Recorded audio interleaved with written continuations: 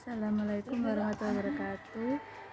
Perkenalkan, nama saya Rifko dengan NIM 240101101101072. Saya di sini akan mempresentasikan PPT yang berjudul Konsep Budaya Politik dan Budaya Demokrasi dan Civil Society. Apa sih makna dan hakikat demokrasi? Demokrasi itu berasal dari kata Yunani yaitu demo, yang artinya rakyat, dan kratein yang artinya kekuasaan, dan bisa juga diartikan pemerintah. Bentuk negara demokrasi dikenal ada dua macam, yakni demokrasi langsung dan demokrasi tidak langsung.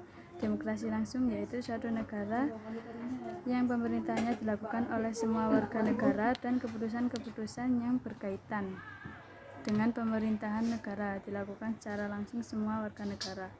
Sedangkan demokrasi tidak langsung yaitu suatu negara yang pemerintahannya dilakukan oleh rakyat yang dilaksanakan melalui badan perwakilan yang dipilih oleh rakyat.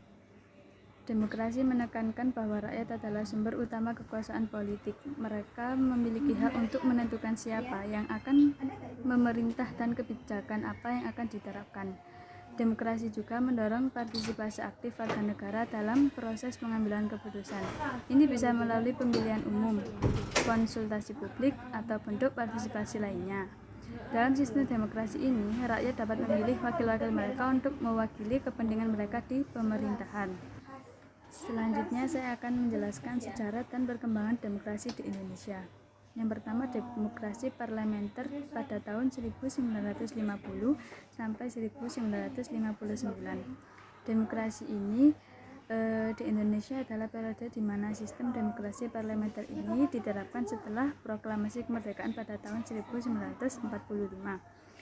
Era ini dinandai dengan adanya parlemen yang kuat, kabinet yang bertanggung jawab kepada parlemen, serta pemilihan umum untuk memilih wakil rakyat.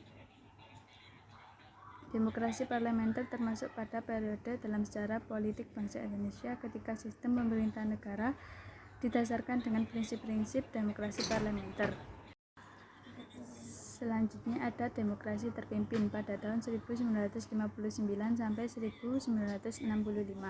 Selain demokrasi parlementer bangsa Indonesia, ternyata juga pernah menganut demokrasi terpimpin yang dimulai pada tahun 1959 dan berakhir pada tahun 1965 yang nantinya sekaligus Presiden Soekarno turun dari jabatannya. Pada era ini, Presiden Indonesia saat itu masih diduduki oleh Soekarno. Ia mengusulkan konsep atau rancangan demokrasi terpimpin sebagai alternatif untuk sistem demokrasi parlementer yang telah dihapus sebelumnya.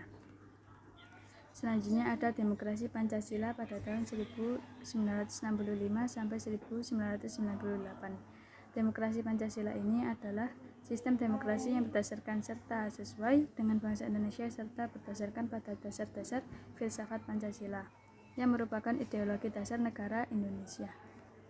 Selanjutnya ada demokrasi konstitusional pada tahun 1998 sampai saat ini.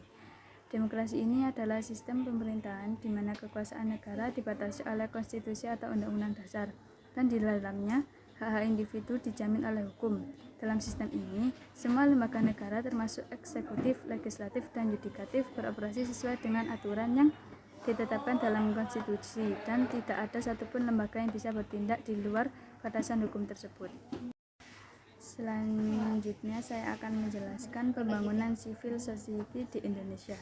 Pembangunan civil society atau yang dimaksud masyarakat madani di Indonesia merupakan proses yang kompleks dan terus berkembang seiring dengan dinamika politik, sosial, ekonomi, dan budaya.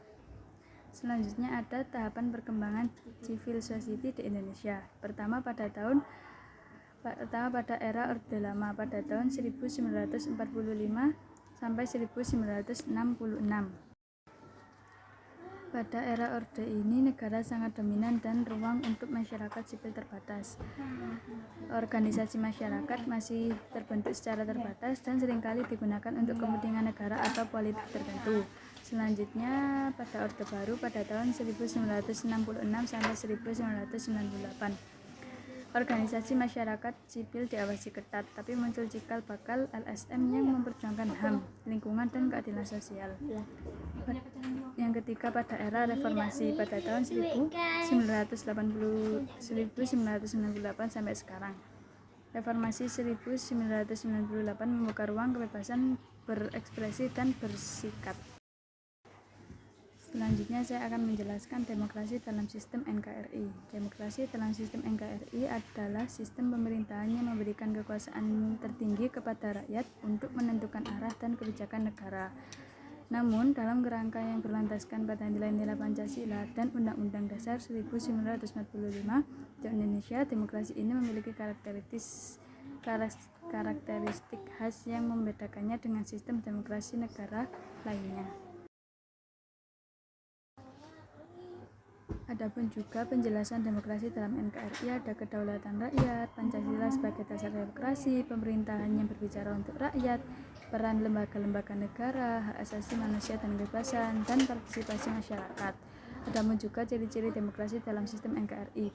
Yang pertama ada pemilu langsung, ada pemisahan kekuasaan, kebebasan berbicara dan berpendapat, dan keadilan sosial. Adapun tantangan demokrasi di Indonesia, yaitu korupsi, polarisasi politik, dan golongan putih atau golput. Sekian presentasi dari saya. Sebelumnya mengucapkan bila ada salah. Terima kasih. Assalamualaikum warahmatullahi wabarakatuh.